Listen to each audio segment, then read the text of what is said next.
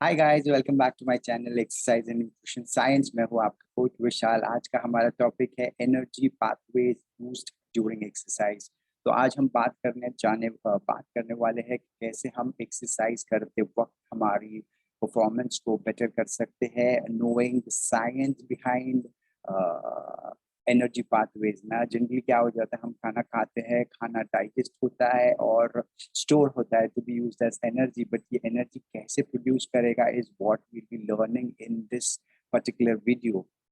सो guys stay tuned, ये बहुत ही इंपॉर्टेंट और इंटरेस्टिंग वीडियो है for you all, because most of the people who exercise out there ना, दे डोंट नो कैसे हम किस तरीके से एक्सरसाइज करें जिससे हमारा परफॉर्मेंस बेटर हो। स्पेशली एथलीट्स ना, उनको पता ही नहीं होता है ना कि उनकी बॉडी कैसे रिस्पॉन्ड कर सकती है बेटर तरीके से। सो आज हम वो डिस्कस करने वाले हैं, द पाथवेज बेसिकली ना, आपको बॉडी कैसे आपने स्टोर किया हुआ खाने को यूटिलाइज कर सकता है to produce energy for longer period of time और even for short burst of exercises. तो पहले हम बात करते हैं हमारी बॉडी में जो भी एनर्जी स्टोर होती है उसको यूटिलाइज करने को या फिर वो फ्यूल को यूटिलाइज करने को बॉडी को लगता है स्पार्क प्लग ना। स्पार्क प्लग की अगर मैं बात करूँ तो गाड़ी में पेट्रोल है, इंजन में जाने के बाद पेट्रोल अपने आप नहीं चलेगा, उसको जलाने के लिए लगता है स्पार्क प्लग। तो सिमिलरली हमारे बॉडी में एक मॉलिक्यूल होता है जिसका नाम है एटीपी यानी एडिनोसिन ट्राइफॉस्फेट। तो बॉडी उसको हम एनर्जी करेंसी यानी पैसा पैसा भी बोल सकते हैं, क्योंकि बॉडी में जितने ज्यादा पैसे होंगे उतने ज्यादा हम खर्च कर सकते हैं। अगर आपकी बॉडी में पैसे कम है तो आप कम खर्च कर सकते हो, अगर आपकी बॉडी में पैसे नहीं है या आपके पास पैसे नहीं है तो आप बिल्कुल खर्च नहीं कर सकते। और ये एटीपी जो पैसा है वो यूटिलाइज कर सकते हैं हम ड्यूरिंग आर एक्सरसाइज ना। तो कैसे हम आज जानेंगे कि हम कैसे ज़्यादा से ज़्यादा बेटर एटीपी प्रोड्यूस कर सकते हैं to perform exercise at its best. तो बात करते हैं एटीपी। एटीपी यानी एडिनोसिन ट्राइफॉस्फेट, यानी एक मॉलिक्यूल होता है जिसको 3 फॉस्फेट बॉन्ड अटैच्ड होते हैं जो कुछ इस तरह से दिखते हैं। ठीक है, so if you can see this is the ATP molecule यानी एडिनोसिन ट्राइफॉस्फेट। इसको 3 बॉन्ड्स ऑफ फॉस्फेट अटैच्ड होते हैं तो हमारे बॉडी में स्टोर्ड एटीपी होती है जो बहुत जल्दी एग्जॉस्ट हो जाती है। उसके बाद हमारे बॉडी को एटीपी प्रोड्यूस करने के लिए 3 अलग पाथवे यूज करने पड़ते हैं। तो सबसे पहला जो पाथवे यूज करती है हमारी body, that is the creatine phosphate. यानी this energy system can also be called as ATP-CP या फिर phosphagen system। जो आपने सुना होगा क्रिएटिन सप्लीमेंट्स के बारे में। जैसे हम क्रिएटिन सप्लीमेंट लेते हैं हमारा परफॉर्मेंस बढ़ जाती है। क्यों बढ़ जाती है? Because creatine is store in the form of creatine phosphate. तो अगर आपके पास ज्यादा फॉस्फेट मॉलिक्यूल है तो आप ज्यादा बेटर एनर्जी प्रोड्यूस कर सकते हो। तो साइंस बहुत सिंपल है। एक मॉलिक्यूल है एडिनोसिन जिसको 3 फॉस्फेट बॉन्ड्स अटैच्ड है। जब भी हमारे बॉडी को कोई मैकेनिकल वर्क यानी एनर्जी प्रोड्यूस करनी होती है तो एक बॉन्ड टूटता है, energy is produce to perform mechanical work. समझो अगर मैं बाइसेप कर्ल कर रहा हूँ तो मुझे कर्ल करने के लिए सबसे इम्पोर्टेंट चीज इज एटीपी। सो एटीपी का 3 molecule, 1 bond is broken and I am able to do this. ठीक है, and this is not just 1 ATP, बहुत सारा एटीपी बॉडी में स्टोर होता है, बट स्टोर बॉडी का natural store is very less. ठीक है, वो बहुत जल्दी एग्जॉस्ट हो जाता है तो बॉडी स्विच करती है to the first energy pathway which is the ATP CP. So adenosine molecule टूटने के बाद हो जाता है adenosine diphosphate. So it was tri, now it has become di. So again हमको बॉडी को एनर्जी और मैकेनिकल वर्क परफॉर्म करना है तो बॉडी को वापस एटीपी रीसिंथेसाइज करना पड़ेगा। और वो कैसे करेगी? वो एक मॉलिक्यूल ले लेगी उधारी फ्रॉम क्रिएटिन फॉस्फेट। सो ये बॉन्ड आके इसको अटैच हो गया, ये एडीपी था यानी एडिनोसिन डाइफॉस्फेट था, अब ये बन चुका है adenosine triphosphate. So again 1 bond is broken, again आपने कोई मैकेनिकल वर्क परफॉर्म किया। तो इस तरह से हमारी बॉडी कंटिन्यूअसली एटीपी जनरेट करना पड़ता है थ्रू वेरियस पाथवेज। तो first pathway is always the adenosine triphosphate plus creatine phosphate. तो जैसे आप क्रिएटिन सप्लीमेंट जो अपने आप को सप्लीमेंट करते हो, आपके पास ज्यादा फॉस्फेट मॉलिक्यूल्स होता है जिसकी वजह से आपका परफॉर्मेंस बेटर हो जाता है व्हाइल यू एक्सरसाइज।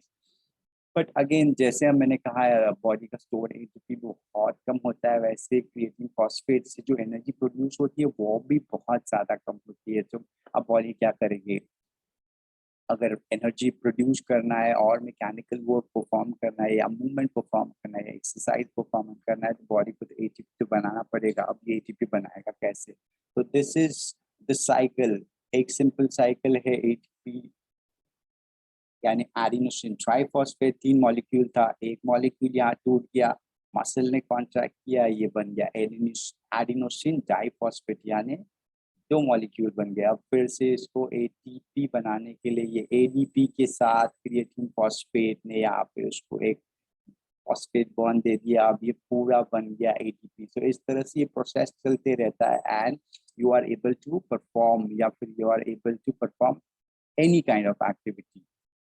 बट जब जिस अगर मैं बात करूँ क्रिएटिन फॉस्फेट की, तो ये शॉर्ट बर्स्ट एक्टिविटीज यानी जो बहुत कम ड्यूरेशन के लिए चलने वाली एक्टिविटीज है उसमें ज्यादा आपको बेनिफिट देगा। So even if you supplement yourself with creatine, आपको ज्यादा बेनिफिट मिलेगा उन सारी एक्टिविटीज में जो बहुत शॉर्ट लिव्ड है, जैसे स्प्रिंट्स हो गया या फिर वेट लिफ्टिंग हो गया।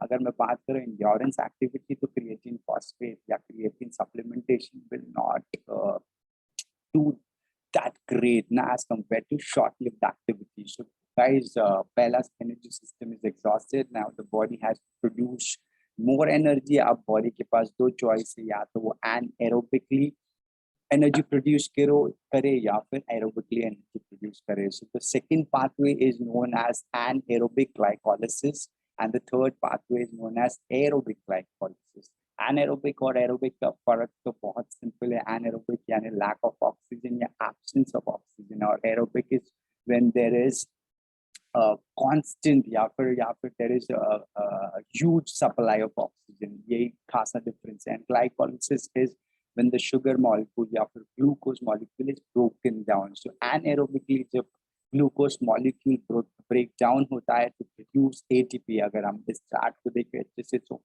anaerobic system में क्या हो जाएगा, body will produce energy by breaking down the glucose molecule to produce ATP. अब इस anaerobic का नाम से सिंपल ये चीज पता चल जाती है कि यहाँ पे ऑक्सीजन की कमतरता है या फिर ऑक्सीजन का एब्सेंस है। तो जब भी हम कोई एक्टिविटी परफॉर्म करते हैं इन एब्सेंस ऑफ ऑक्सीजन, तो एक्टिविटी बहुत ज्यादा देर नहीं परफॉर्म कर सकते। इसके लिए हमको उसको रोकना पड़ता है ना, या फिर हमारी बॉडी गिव अप कर देती है। And the reason is simple ना, you need to be highly you need to be on high supply of oxygen to be able to produce better results. So short-lived activities में body can utilize anaerobic glycolysis यानी the second energy pathway. But when it comes to endurance exercise, जब आप long-lived exercise करते हो जो 3 minute से ज्यादा हो, 1 घंटा 2 घंटा whatever the duration can be, body को switch करना पड़ता है to third pathway which is aerobic glycolysis. As the name suggests, यहाँ पे ऑक्सीजन बहुत ज्यादा प्रोड्यूस है and glucose molecule is broken down to produce energy या फिर ATP. So body can produce ATP in 3 ways. First way is ATP-CP यानी creatine phosphate molecule आके energy produce होता है। Second way is anaerobic glycolysis यानी glucose is broken down to produce ATP, which is again absence of oxygen होने की वजह से बहुत कम टाइम के लिए चलता है। And third way is very simple, oxygen के प्रेजेंस में जब ग्लूकोज मॉलिक्यूल टूटता है तो प्रोड्यूस ATP। अगेन ऑक्सीजन भरपूर है जिसकी वजह से आप ये एक्टिविटी आप इस एनर्जी सिस्टम से continuously unlimited amount of ATP produce कर सकते हो, but not at an very intense level. यानी activity has to be very slow या फिर not very slow, submaximal होने चाहिए या फिर नॉट टू इंटेंस। तो गाइस 3 तरह के से हमारा बॉडी ATP प्रोड्यूस करता है, first, second, third. So any activities which is very short-lived, body will use creatine phosphate. जैसे creatine phosphate exhaust होने लग जाएगा, body will switch to anaerobic glycolysis जहाँ पे वो glucose को तोड़ेगा to produce ATP. But again absence of oxygen होने की वजह से activity ज़्यादा देर नहीं चल सकती। And the third is the breaking down of glucose molecule in the presence of oxygen. Again, oxygen भी बहुत है ग्लूकोज तो बॉडी में अगर एनर्जी स्टोरेज अच्छा है, अगर आप अच्छा डाइट लेते हैं, कार्ब रिच डाइट जिसमें आपकी बॉडी में भरपूर अमाउंट ऑफ ग्लाइकोजन है, तो आपको कोई प्रॉब्लम ही नहीं है ना, आप बहुत ज्यादा देर तक एनर्जी प्रोड्यूस कर सकते हो. तो this is something really important when it comes to athletes ना. they need to have good amount of carbohydrates ना, because कोई भी एथलीट देखे तो उसका activity का duration will always be more than an hour or two, so he needs a lot of glucose है ना. Glucose या बोल सकते a lot of carbohydrates which can be stored in the form of glucose या glycogen for energy production. So glycogen level अच्छा है तो obviously आपका performance will be better in whatever sport you engage into. So guys, let's move forward to a slide. ठीक है, aerobic glycolysis ना, यानी जब ऑक्सीजन प्रेजेंट होता है और हमारा बॉडी एनर्जी प्रोड्यूस करता है, so glycogen बॉडी में carbohydrates or anything that is not stored directly as glucose, instead it is stored in the form of glycogen. So इस glycogen स्टोरेज को वापस ग्लूकोज में कन्वर्ट होना पड़ता है, एंड जब हमारा बॉडी ग्लूकोज को तोड़ता है विद भरपूर ऑक्सीजन प्रेजेंट, तो वो प्रोड्यूस करता है bye product, and the by product is carbon dioxide which can be exhaled out, and the other by product is H2O यानी water, and the third most important by product is ATP. So aerobic तरीके से आप energy produce करते तो आपकी body बहुत ज्यादा देर तक ATP प्रोड्यूस कर सकता है. एनारोबिक तरीके से आपकी बॉडी जब ATP प्रोड्यूस करने की कोशिश करती है तो उसमें भी यही प्रोसेस होता है सिमिलर, बट इसमें एक बहुत इंपॉर्टेंट डिफरेंस होता है, that is lack of oxygen. Lack of oxygen में जब भी बॉडी ग्लूकोज को तोड़ेगा to produce energy, there will be a by product, and the by product will be ATP plus lactic acid ना. lactic acid as the name suggests, अगर आपकी body में lactic acid की मात्रा बहुत ज्यादा बढ़ गई तो आपकी बॉडी में बर्निंग सेंसेशन होगा, जिसकी वजह से आपको उस एक्टिविटी को रोकना पड़ेगा. So let's move forward to a chart जहाँ पे हम डिफरेंशिएट कर सकते हैं between aerobic glycolysis and anaerobic glycolysis. तो एनर्जी पाथवे एरोबिक ग्लाइकोलिसिस में फ्यूल यूज होता है ना to produce energy, first is glycogen. आप डाइट कैलोरी डेफिसिट कर रहे हो तो आपका ग्लाइकोजन डिप्लीट हो जाएगा, फिर भी अगर आपको एनर्जी प्रोड्यूस करनी है तो body will start breaking down fat. So here is this something really important interesting thing for you all to know, that अगर आपको फैट लॉस करना है तो फर्स्ट थिंग आप कैलोरी डेफिसिट में होना पड़ेगा, और उसके बाद you should spend time ना depleting the glycogen storage. What's the glycogen storage? जो है आपका फ्यूल, पहला मेन टैंक का फ्यूल खत्म हो गया तो बॉडी को यूज करना पड़ेगा रिजर्व टैंक, और जो रिजर्व टैंक है वो है आपका फैट. सो अगर आप फैट हो, अगर आप फैट लॉस करना है तो you should be doing cardio, specially in the aerobic zone, यानी आप ज्यादा से ज्यादा ATP प्रोड्यूस करो using the glycogen with maximum oxygen present, and सबसे important अगर extended cardio करोगे और carbohydrate यानी glycogen depleted होगे तो आपकी बॉडी को fat burn करना पड़ेगा. That is how fat loss can be achieved when you do cardio activities. So अगर मैं बात करूँ rate of ATP production in aerobic glycolysis यानी aerobic system, तो उसमें ATP बहुत slow होता है. Supply of energy is very slow. Amount of ATP production is unlimited. मतलब आप unlimited ATP produce कर सकते हो और unlimited time तक कोई भी एक्टिविटी को परफॉर्म कर सकता है. इसमें जो बाय प्रोडक्ट होता है वो that is heat, carbon dioxide and water. ठीक है. So and ATP is also a by product of it. जो टाइप्स ऑफ एक्टिविटीज ना, अगर आप मैराथनर हो, आप साइक्लिस्ट हो, आप स्विमर हो, आप लॉन्ग डिस्टेंस एक्टिविटी में एंगेज करते हो तो आपका body will always try and utilise the aerobic energy system. ठीक है. So moving forward to the next energy pathway, and which is your